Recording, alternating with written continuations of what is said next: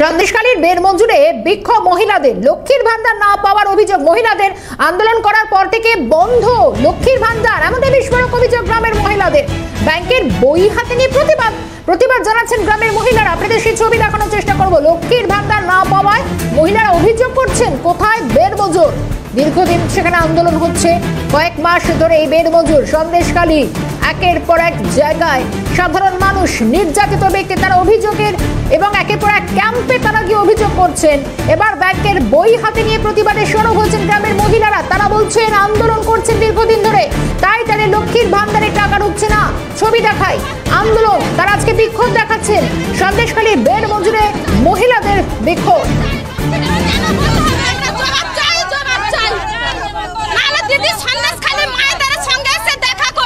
দিদি সন্দেশখালী মায়েদের সঙ্গে ওনার বাড়ির টাকা না, উনি তো আমাদের সরকারের টাকা না দিত, কেন দেয়নি? তাহলে আমাদের লক্ষ্মী ভান্ডার টাকা চাই, নাহলে দিদির পরে অন্য ব্যবস্থা আমরা নেব। আমরা অন্য ব্যবস্থা দিদির নেব, অবশ্যই নেব, নিশ্চয় নেব। আমাদের মায়েদেরকে যখন এরকম করছে। সরাসরি আমি বেড়মজুর থেকে নজর রাখবো। রেশমি রয়েছেন আমাদের সঙ্গে। রেশমি, জানার চেষ্টা করবো আজ গ্রামের মহিলারা কি বলছেন। তারা ব্যাংকের বই হাতে নিয়ে প্রতিবাদ বিক্ষোভ দেখাচ্ছেন, কিন্তু কেন তারা লক্ষ্মীর ভান্ডার থেকে বঞ্চিত হচ্ছেন, কি অভিযোগ?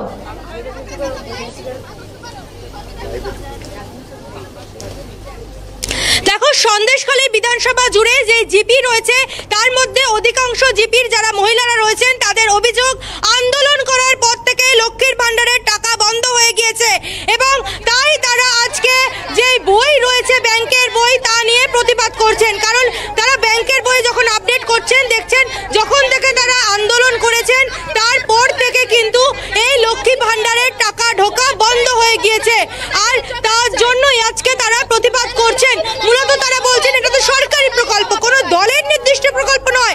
তবে কেন এই সন্দেশখালীর আপামর মহিলাদের লক্ষ্মীর ভান্ডার বন্ধ করে দেওয়া হচ্ছে প্রশ্ন তুলছেন এই মহিলারা। তাহলে কি আন্দোলন করলে বন্ধ হয়ে যাবে সরকারি প্রকল্প? মুখ খুললে, প্রতিবাদী হলে বন্ধ হয়ে যাবে সরকারি প্রকল্পের সুবিধা? প্রশ্ন তুলছেন সন্দেশখালীর এই প্রতিবাদী মুখেরা, এই প্রতিবাদী মহিলারা। এই মহিলারা রয়েছেন, তাদের সঙ্গে কথা বলবো। লক্ষ্মীর ভান্ডার কবে থেকে বন্ধ হলো? আমাদের আন্দোলন করার পর থেকে বন্ধ হয়েছে। কেন বন্ধ হয়েছে, কিসের জন্য বন্ধ হয়েছে? যদি মমতা দিদি মায়েদের দেবে না, তাহলে সব মায়েদের দেবে না কেন? 1, 2 সন্দেশখালী দুটো কেন, কিসের জন্য বন্ধ করা হয়েছে? আমাদের আন্দোলন করেছি বলে তার জন্য কি মমতা দিদি বন্ধ করেছে? তারপরে মমতা দিদি যেগুলো করছিল সেগুলো করতে দিলে ভালো হতো, তার জন্য সন্দেশখালী মায়েদের কি ওই বন্ধ করে দিয়েছে টাকা? কিসের জন্য বন্ধ করে দিয়েছে একটা বুঝলো না মমতা দিদি? যে মায়েদের অত্যাচার হয়েছিল বলে মায়েরা তো আজকে এই রাস্তায় নেমেছে না, কিসের জন্য নেমেছে? মায়েরা অত্যাচার না হলে মায়েরা রাস্তায় নামে, সেটা দিদি বুঝছে না। আর দিদি কেন আমাদের সামনে আসছে না এখনো? কেন সন্দেশখালী আসছে না?